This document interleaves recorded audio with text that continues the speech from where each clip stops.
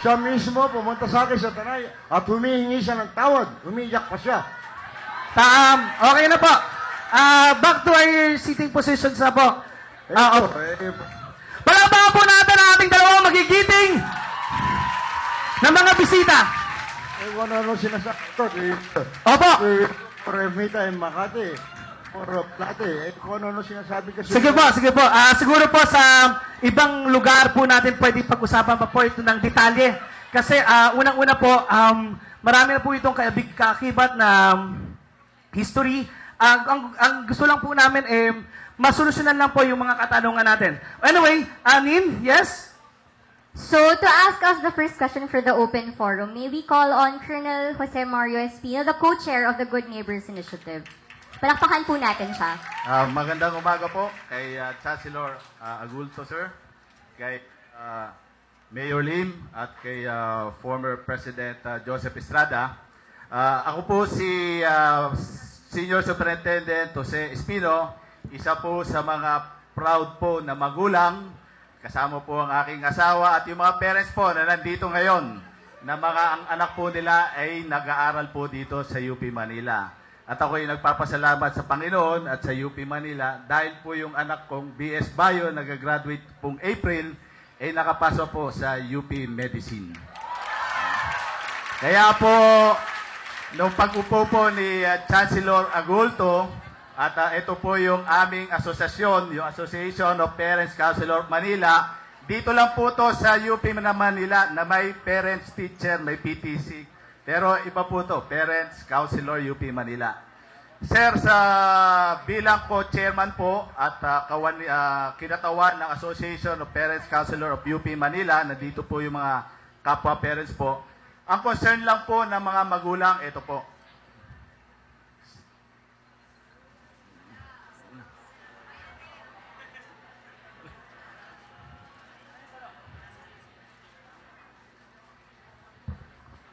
Asan po yun?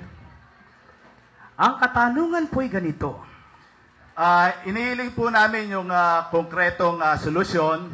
Actually po, nung tinawagan po ako ni Chancellor para po maging co-chairman ng Good Neighbor Initiative, kahit po hindi po ako nakasign po dito sa Manila, pero tungkulin ko po bilang pulis po at magulang po, na solusyonan po yung, bigyan po ng solusyon dito po sa mga problemang kinakatawan po, particularly sa paligid ng UP Manila.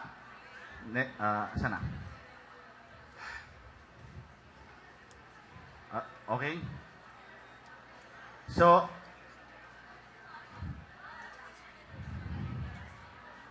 ano nangyari? Slide 2 muna, slide 2. Sa pinakababa ng slide. Next slide. Ayan.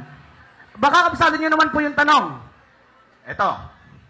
So, ito po yung una, yung traffic obstruction caused by illegal sidewalk vendors, illegal terminals, PUJ, pedicabs, sidecars, street dwellers, sidewalk turn into motorcycle parking area. Panay po ang pakikipag-coordinate ko po sa ating mga station commander at nabibigyan po na solusyon. Pero po ang inihingi po namin, lalo na po ng mga estudyante at magulang, yung permanent na solusyon. Kasi po ang nangyayari po para pong guerrilla operation daw po ang ating approach. So, traffic obstruction caused by ito po.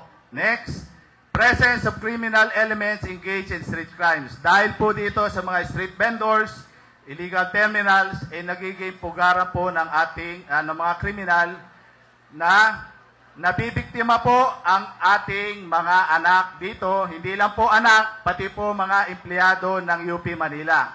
Ang dami ko na pong natanggap na reklamo, natutugunan ko po kahit po hindi po ako assign sa Manila. At nasosolve naman po natin. No? At ang isa po, damage to properties ng UP Manila Perimeter Friends. Ang Association of Parents and Counselor po, nag-donate po at pinaayos po ang perimeter fence ng UP College Arts and Sciences. Pero po kung mananaig yung mga... Ba't bumabalik? Next slide. So, ilan muna. Okay. So yun po, ang ano po namin is ano po ang magiging konkretong solusyon. Okay po. Ano po yung konkretong solusyon? Ano po yung tanong niyo po? Yung konkretong solusyon para po ma-address itong mga concern ng ating ng mga magulang po sa UP Manila. Medyo marami po kasi yun. So magkaroon po tayo ng isang mas malinaw na tanong. No? Sa isa po munang tanong, ano po yung pinaka-gusto nating solusyonan? Yung security? Security at the same time yung dahil sa security na because of the sidewalk vendors. Okay. So, technically, paano po natin, ang tanong po siguro, kung tama po ang aking pagkakaintindi, paano po natin magagawang mas safe po ang paligid ng Maynila, no? Particular po sa UP Manila. Okay? May timer po tayo, okay? 5 minutes po to answer. Okay? Teka lang, may kakanta pa muna, Nin? Walang kakanta. Magsisimula po tayo kay Mayor Lim. 5 minutes po. Kailangan po pagkatapos ng 5 minuto, kailangan pong huminto na. Gayon din po sa inyo, mahal naming dating Pangulo, Joseph Estrada. Okay, 5 minutes po. Handa na po kayo, timer? Timer starts now. Ang solusyon po dito, alisin yung mga sidewalk vendors, mga terminals, at yung mga traffic obstruction. Nandito po si Colonel Kirante. Pinapunta ko nga dito para malaman yung immediate police problem. As the precinct commander, he is responsible for the removal of all these obstructions.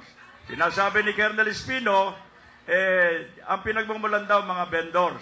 O kaya, aalisin natin ang vendors, aalisin ang mga terminals, in collaboration with the Chief Traffic Bureau. Ngayon, paliliwanag ko lang po. Ang pakikitungo sa vendors, hindi ho pakikitungo sa mga kriminal. Yung mga mamamatay tao, rapist, hold-upper, magnanakaw. Iba ho ang pakikitungo doon. No compromise. Pero sa vendor ho, ang hirap dito, pag kinampanya natin, magpupuntahan ho sa City Hall, dala-dala yung mga anak nila. At nag-iiyakan doon, ang sinasabi ko sa amin, matitigil ho ang pag-aaral nitong aming mga anak. Ang hirap ho maging vendor. Inuulang kayo, inaarawan kayo. Hindi na ho kami magbe-vendor. Pwede ho ba? Lahat kami, bigyan nyo ng trabaho. Oh, that's the question now. Oh, pero dahil pinisintan nyo itong problema, yun ang gagawin natin. So I said a while ago, in 2 weeks' time, yung problema nyo, magkakaroon ng solusyon. The Precinct Commander is here, Colonel Kirante, and Colonel Nabat, Chief of Traffic Bureau. Dahil sa kanila ho, nakasalala yan eh. Yung snatching, sa mga cellphone, o kaya yung mga hold-upper, that's the primary responsibility of the Precinct Commander and the Barangay Chairman. Kinakailangan magkatulungan sila. And also, because of you, the citizenry, na sabi nyo sa amin, ngayong araw na ito, kaya aaksyon na ho. And feel free to report all instances wherein this will recur. So I said, in 2 weeks' time, there will be a big change here in the vicinity of UP Manila.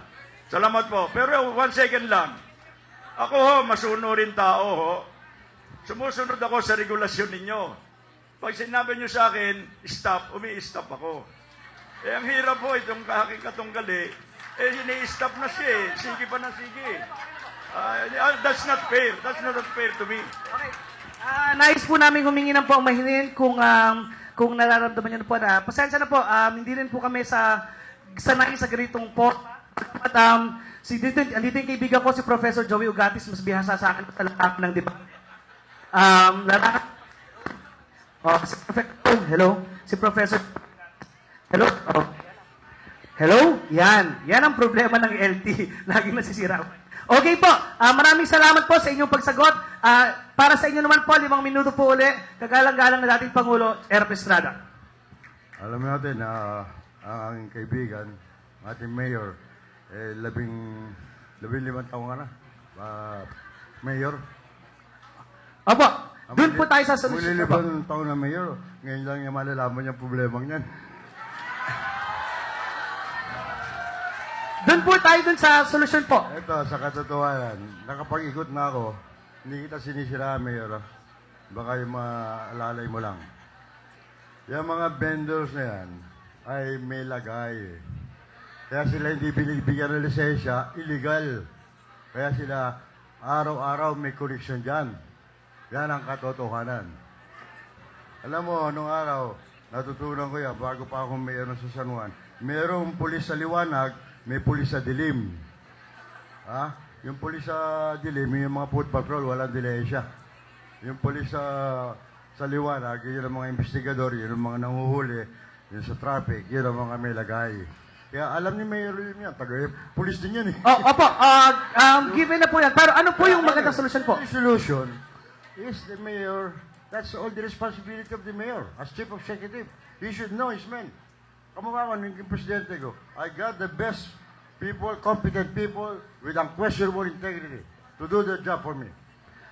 You see, that's what I did when I was president. Kaya kita mo, lahat ng cabinet members ko, walang kasong graft and corruption. Administrasyon ko. Yan, Manila lang to eh. Pag isasalita ng mayor dyan, kinuha yung mga galing na tao with unquestionable integrity. Upos lahat yan. Susunod lahat. Maraming salamat po, former President. So, lilinawin ko lang po na ang solusyon nyo po ay dapat pag-itingin pa ang kapulisan at kailangan magkaroon ng integrity, yung paggawa po ng tama. Okay, sige po. Alam mo ba kung mong wala lisensya, illegal yun. Tatakutin na tao, kaya naglalagay yun. Okay po. So, practice integrity, yung tamang paggawa ng bagay. Opo. Pati yung parking, wala rin. Lagay din yun ang lagay. Opo. Maraming salamat po. Ang ganda po talaga ng sapatos ninyo. Ayan, para daw po sa icebreaker dahil tumataas na po ang tensyon. Yan. May maghahandog po sa atin ng intermission number. Yun, no? Kalaay mo, Para biglaan. relax naman yung mga tao. Ayan, tinatawagan po namin si Ms. Trisha Villa, second year Pol Sci major from the College of Arts and Sciences. To ease the tension between former President Joseph Estrada and Mayor Lim. Kung alam niyo tong song na to, pwede niyo akong sabayan. So, hindi naman natin bubuuin. So, ready na ba? Ayan. You by the light is the greatest find in the world full of wrong. You're the thing that's right. Finally made it through the lonely, through the other side. Said it again, my heart's in motion. Wait lang. Said it again, my heart's in motion. Watching the shadows burning in the dark. Sorry, nakalimutan yung lyrics. And I am in love. And I am terrified. For the first time and the last time in my only. I've only said it 'cause I mean it. Oh, oh. I've only said it 'cause it's true.